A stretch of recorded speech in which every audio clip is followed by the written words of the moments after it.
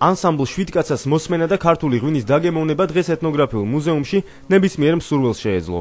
ახალი ღვინის ფესტივალი, რომელსაც წელს ჩაეყარა საფუძველი, ღვინის კლუბის ორგანიზებით ყოველწლიურად გაიმართება.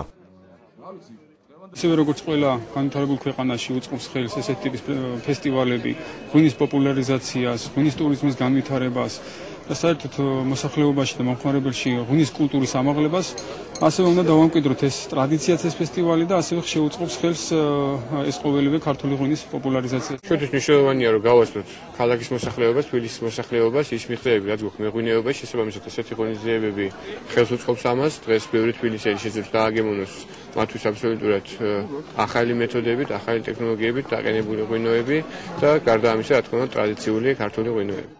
გინახავთ ერთად სხვადასხვა ცნობილი თუ იშვიათი ქართული ჯიშის ყურძნისგან დაწურული ღვინოები.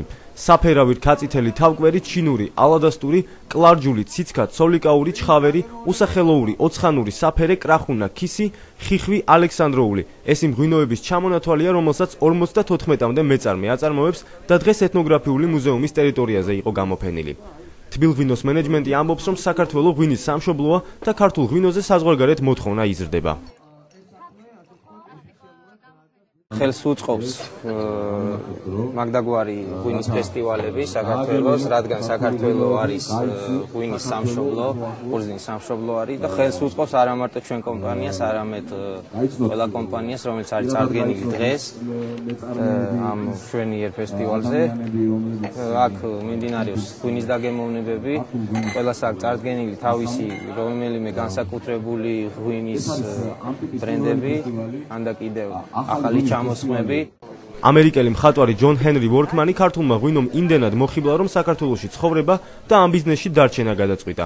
კომპანია ხოხბის სრემლები საქართველოს გარდა უკვე ამერიკაშიც პოპულარული ღვინოა. მე ჩამოვიდა თავიდან საქართველოში ერთი 13 წლის წინ და ძალიან მიყვარს ყველაფერი ქართული კულტურა, ქართულ ენას, სიმღერა, ცეკვა, ყველაფერი და ესევე ცხადია რომ ღვინო ძალიან მაინტერესებს.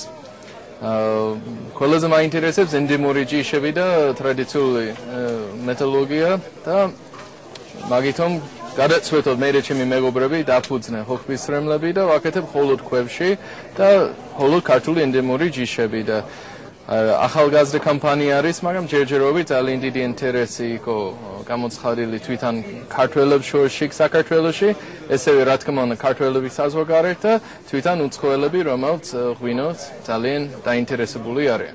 ქარხნული მეთოდით დამზადებული ღვინოების გარდა ფესტივალზე ოჯახში წარმოებული ღვინოებიც იყო წარმოდგენილი. ბიოღვინოზე მსოფლიოში მოთხოვნა იზრდება, თუმცა როგორც ჩანს, ღვინის ეს სეგმენტი საქართველოში ჯერჯერობით პოპულარული ვერ არის. ვიზრდებთ ბიოლოგიურად სუფთა ვენახს და ღვინის ბიოლოგიურად სუფთა ღვინის წარმოებას, ორგანულ მევენახეობა მეღვინეობას. ორგანული მევენახეობა მეღვინეობა, ასე ვთქვათ, პიონერები ვართ ერთ-ერთი ამ საქმის და დღესდღეობით იყიდებს ფეხს საქართველოში.